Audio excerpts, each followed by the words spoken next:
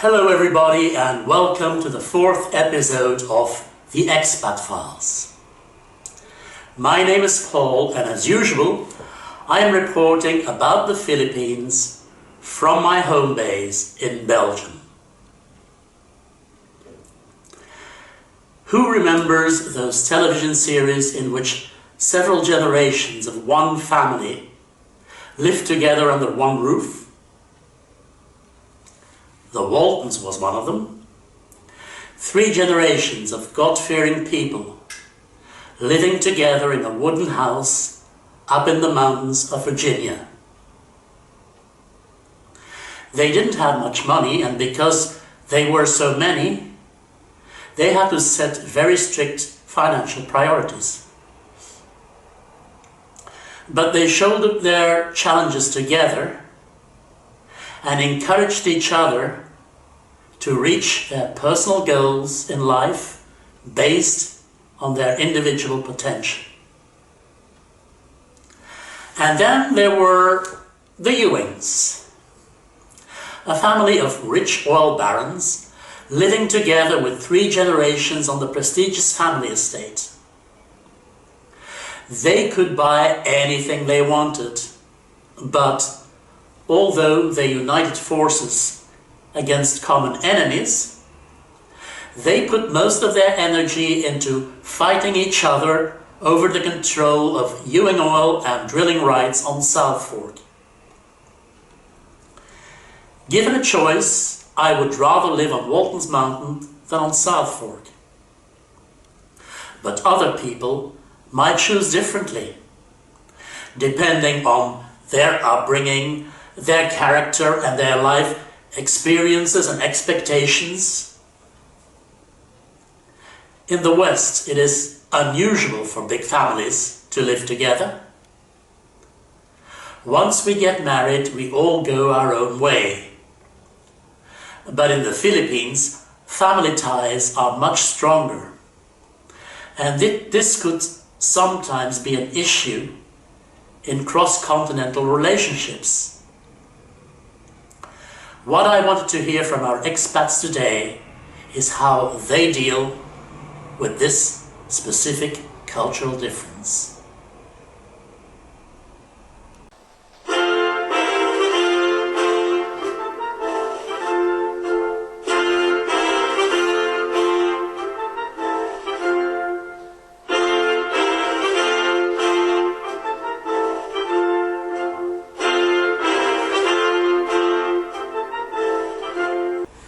My question to the expats was, what are the advantages and disadvantages of living close to your Filipinas relatives? I think this episode is a must-see for anyone with the ambition of moving to the Philippines or marrying or cohabiting with a Filipina. At the same time, I suspect that many Filipinas will not be pleased with the content of this video. Just bear in mind that I'm only communicating the opinions of expats, so don't shoot the piano player. Why am I saying this? Because a whopping 45% of the participating expats are dead set against living anywhere near the family. 23% see both advantages and disadvantages, while 32% say that living close to the family is the best way to go.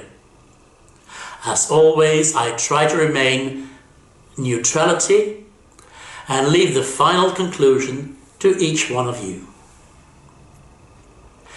We are first going to listen to those who say, guys, don't do it. Then we'll listen to the ones who urge you to take the advantages into account without losing track of the disadvantages. And finally, the last group will get their chance to convince you that life is super duper when you're surrounded by parents and grandparents, brothers and sisters, nieces and nephews, aunts and uncles, first, second and third cousins, and those who shared a forefather with your Filipina in 1825. I received quite a number of one-liners in which expats make it quite clear that they are not in favor of living close to the family. However, I think the reactions that will be of more value to you are those that are more explanatory. Like the person who said, "For us, there were no advantages, so we cut the strings with her family altogether. It is much more peaceful now. They have a different culture, many times with fraud and dishonesty, and this resulted in one-sided caring from our side." Another expat told me that his first relationship in the Philippines ended because of family issues. He said living in a compound with 4 families was terrible. And then there were still the families who lived 50 meters further down the road. Actually, the whole barangay was family. Many discussions and fights. Finally, I broke up the relationship. Now I'm happy with my new partner because she and her family are less traditional in family values and more open-minded. And he wasn't the only one. Another expat also had to break up with his ex because of her family's constant interference in their relationship. And the sad thing was that she preferred it that way. And here's another opinion. In the Philippines, family is much more important than in the West, and the ties are closer. But sometimes they abuse this family tie to try and live at the expense of the one that is better off. This can be a foreigner, but more often it is a Filipino working abroad, an OFW as they are called. Don't give in to this and limit your financial support to wife and kids, and sometimes maybe the parents. When you do that, you may find out that the family ties are not quite as tight and only based on money. In response to this opinion, someone else replied that the husband of his sister-in-law doesn't go back to his family in the province during his OFW leave anymore, but stays with them. Because if he does, the family will nag him until they have his last peso. Another one confirms that, unfortunately, this is often the case, and the entire family lives or wants to live at the expense of the hard-working OFW or foreign husband. Someone said, "When I returned 7 years ago from Kuwait with my wife, who was also working there, she didn't have 1 centavo left. She had always sent everything to her family, who lived very well from her hard labor. And that is very often the case." Another expat said, "You often hear foreigners complain that they are the family's walking ATM, and that is true. But it is not only like that for foreigners, also for OFWs who work, for example, in Singapore and are sending money even for surgeries that the family only made up. In the Philippines, everybody who works is a walking ATM for those who don't." Someone wonders if it is possible to build a family unit in the Philippines. He says, "I usually find that when the question is posed to a Filipina how her family is, the reply focuses on her family of origin and then her relatives, not particularly on her husband and possible children." Another observation is, if you live close to the family, your wife won't get lonely but she may get taken advantage of, which basically comes down to the fact that you will be taken advantage of. Unhealthy enmeshment and lack of interpersonal boundaries is often mistaken for close family ties. You need to set boundaries, but then you are considered mean. Distance is a boundary. But it's not only foreigners who are bothered by the behavior of their wife's family. Here's a statement from a Filipina who says, "When my late husband and I decided to retire in the Philippines, I knew I did not want to be in the same province as my extended relatives. I wanted at least one province between us. I knew them well. They would be stopping by without texting and just show up at the door. And they would constantly be asking for money. When I want to see them, I invite them to visit. Then I send money for their bus fare or we pick them up. When we visit them, we usually stay at a hotel and take them out for dinner." An angry expat says, "There's not much advantage to living close to the family. They are rarely grateful and never say thank you. It's all about what they can get from you. I long ago changed islands and separated myself from the pimp family." Another one says, "They all become your children. You feed, dress and house grown men and women. As we say in Texas, they are beggars with baseball bats." But many foreigners feel that this is the price they have to pay for love and romance. Someone says, "I have been here for a very, very long time. It is the biggest hassle in the world if your woman insists on living close to her family, although it's difficult to generalize. This should be considered purely on a case-by-case basis. I really couldn't give advice on how to live as a couple. One man's heaven is another man's hell. Mind you, if you marry a woman and you are now the bank for the entire family, move islands away, or it's going to be a nightmare." Someone else responded to this, "Indeed, every family is different, but the one island away rule might be the best advice in general." Another one told him to make that the 2 ferry rule. Yet another one states that he values his privacy too much to have relatives knocking on his door at any time of day or night.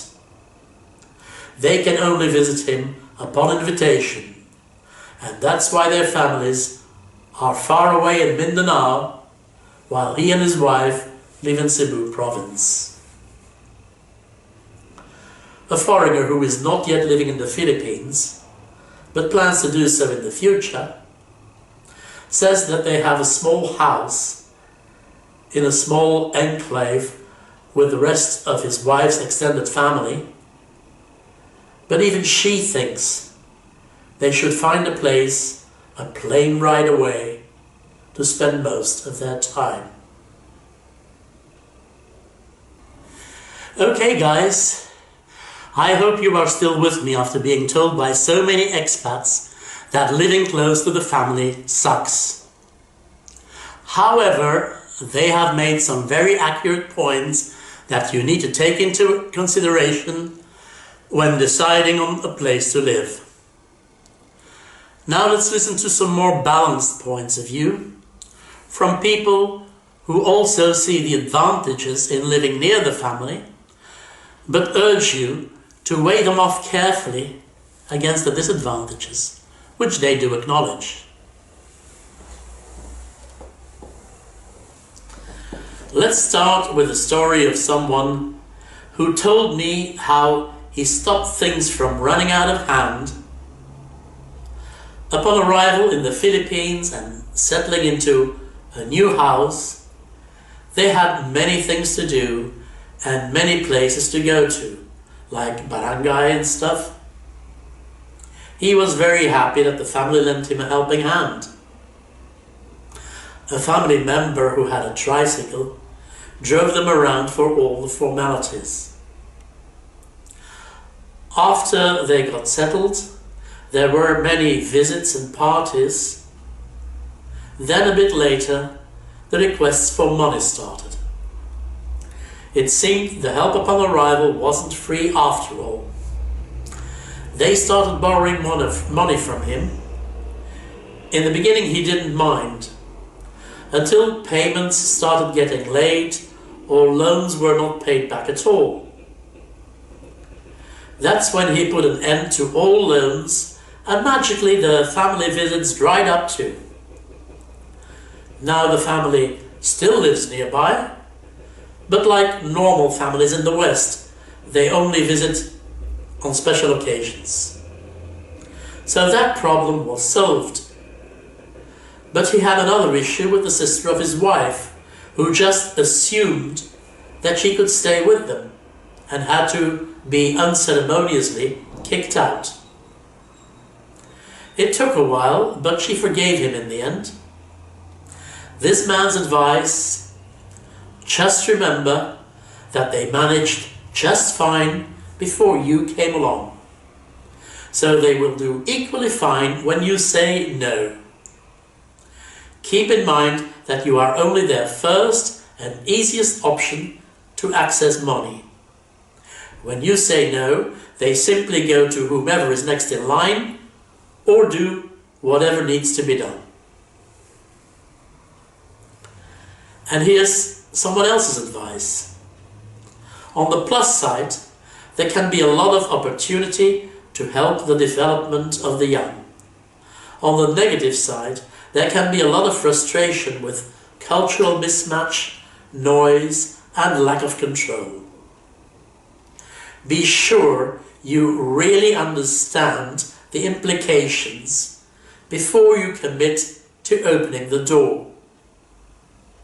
The actual degree of closeness is critical. Be in control of your situation. Another expat says, I have a lovely family here in the Philippines.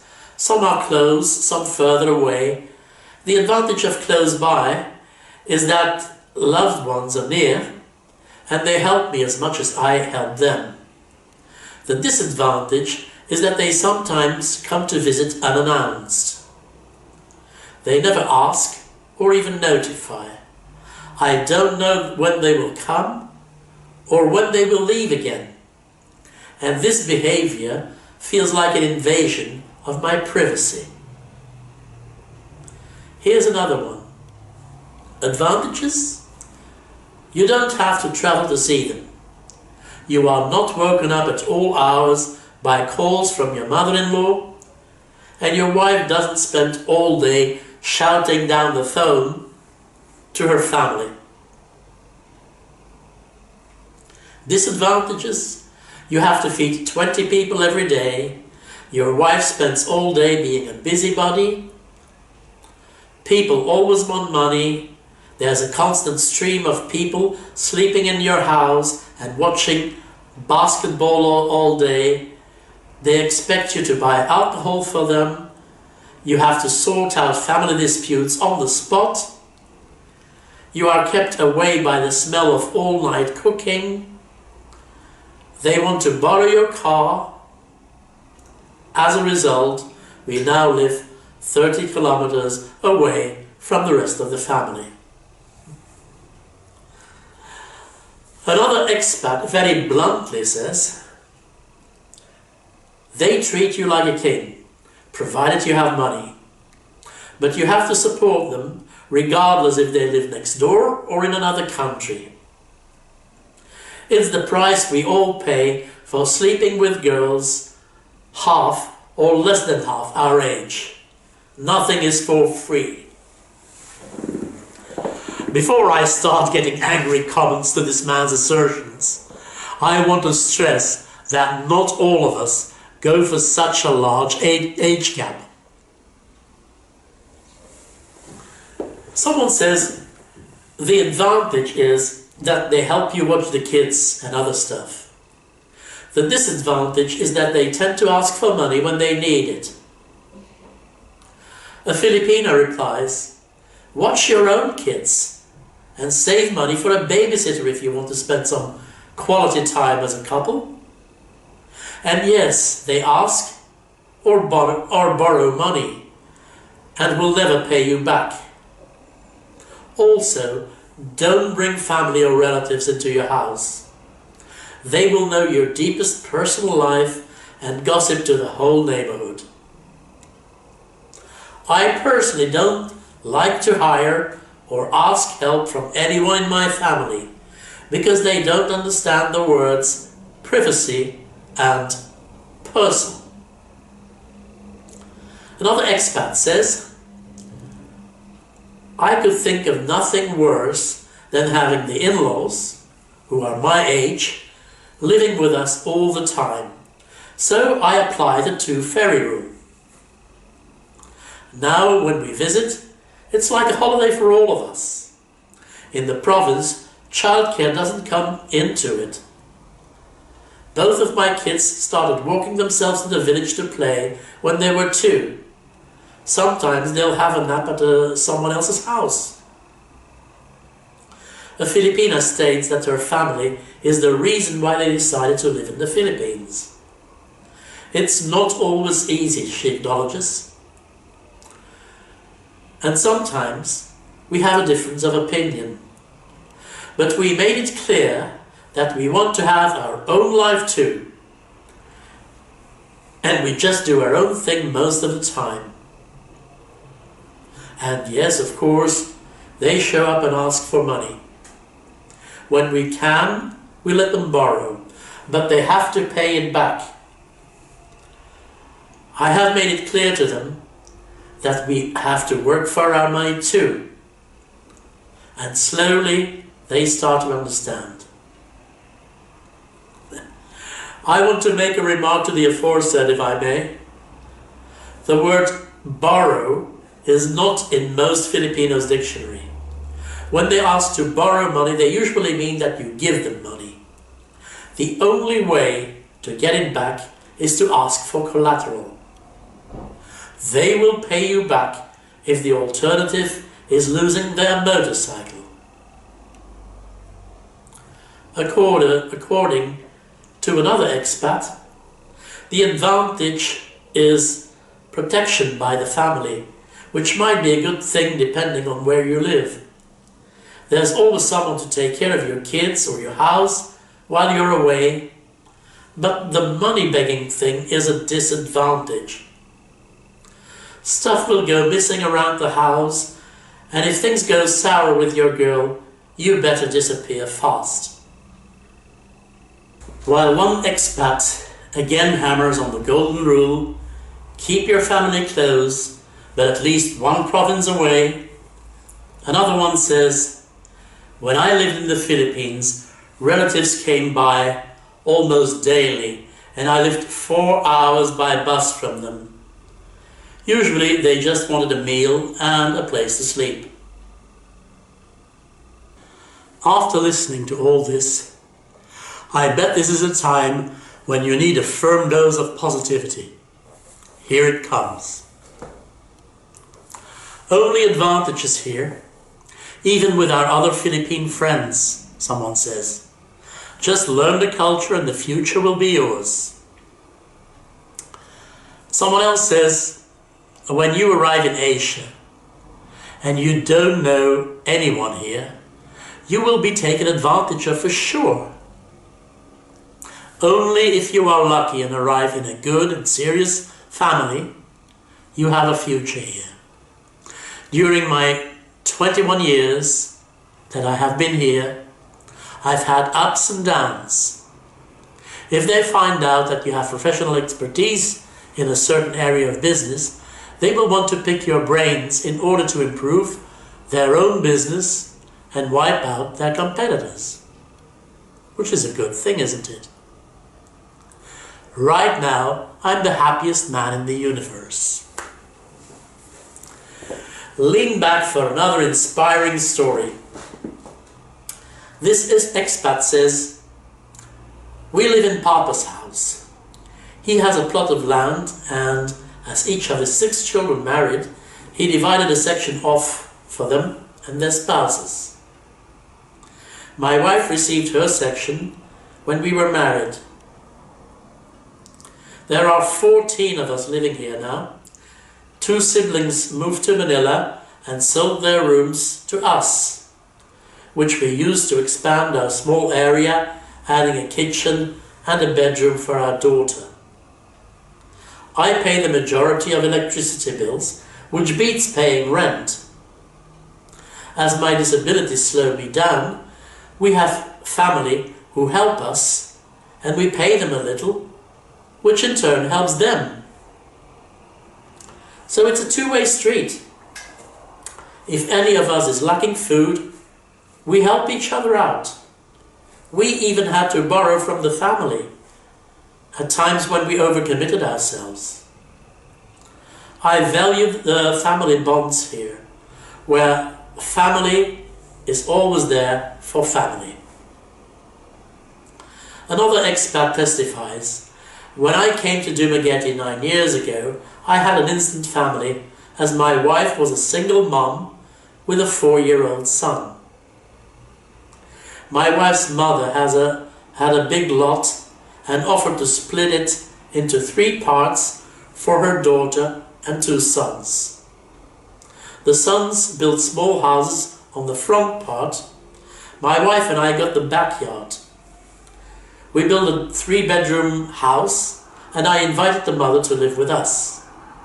She is very nice and helps watching the boy. Everyone else in the neighborhood are cousins of my wife. Our son can play with his cousins nearby. However, if a relative of my wife asked to borrow money, I declined, as there are too many of them. It's not a good idea to loan money to relatives, as they may never pay it back because they think you don't need it. My wife's brother does odd jobs for us, and we pay him enough to put food on the table for himself, his wife and daughter. Someone else says, if you get the right family, staying close is the best. Unfortunately, I'm sure lots will say otherwise. Maybe that's the company you keep. You should look up Igorot customs. The Igorot are any of various ethnic groups in the mountains of northern Luzon, all of whom keep or have kept until recently their traditional religion and way of life. They never expect the foreigner to be the sponsor of everything. They do their own contributions. A Canadian who was dying to go back to the Philippines after the pandemic said, "We lived in the Philippines for 6 years, and that was the best experience of my life." Having family close can also be beneficial. And if you have a good understanding with your Filipina wife and you know your limits, requests for money from your extended family won't be an issue. 9 out of 10 will not get offended or angry if you refuse. If they do, and your wife joins them, then you're in the wrong relationship. Another expat says, "I'm happy to be close to my in-laws. They run our farms for us. In exchange, we allow them to grow their own crop and pay their labor at harvest time. Also, I'm more than happy to extend some financial assistance when necessary and possible." And here's another story. I find nearly all our advantages. They treat me as part of the family, and being the eldest, they show me a lot of respect. I regularly have mainly young nieces and nephews dropping by to use my Wi-Fi connection for their schoolwork, but also to see how I'm doing. While they are here, they will sweep floors and get rid of cobwebs. The boys will help with physical tasks like lifting heavy items, weeding the garden, and often the girls will bring food they have cooked for the family. Sure, they borrow my motorcycle or some money to pay their bills and usually repay later when they have money again. If I need a translator, they will drop whatever they are doing and come with me. They treat me better than they treat my ex, who is their own flesh and blood. So I have no complaints. Someone else says, I'm lucky. I love my relatives. They are great. Some foreigners don't get along for some reason. I know one foreigner who didn't get along with his girl's mom, and she's as sweet as can be, and pretty too. Another one says, in my case it's great, because they all have an income. I just give a small amount to the parents or to whomever helps me. Then I will add it up and later buy them a bag of rice or a tank of gas. For birthdays, I always buy a large cake. Another comment was that all depends on how you condition them to start with. To end this episode, I'm going to give the stage to a Filipina. But before I do, I want to thank all of the expats who shared their stories. I made as wide a selection as possible. To my viewers, I want to say, feel free to give me a thumbs up or a thumbs down.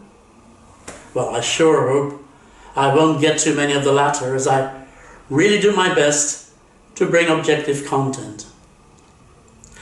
If you want to voice an opinion, that's what the comment section is for, but keep it constructive. Want to do me one more favor? Then subscribe to my channel. The more the merrier. And if you know some people who will also benefit from this information, don't hesitate to share this video on your own social media. A Filipina says it is part of our Filipino culture to take care of our elders. The advantage of living near our relatives is that no matter how big the problem, we will always help each other. The disadvantage, on the other hand, is that some are taking advantage of those who have a better income. But if you feel abused, you can always say no and stop helping. It is entirely up to the expat if he will help his wife's relatives or not. Pinay are very loving, and if the expat chooses to be good to her family, they will certainly double or triple the love you are giving her. But take note, once you have hurt her family, every day will be hell. Well, forewarned is forearmed. So what will you do? Live close to the family or apply the two-ferry rule? It's all up to you. See you on Home Base Belgium for the next episode of the Expat Files.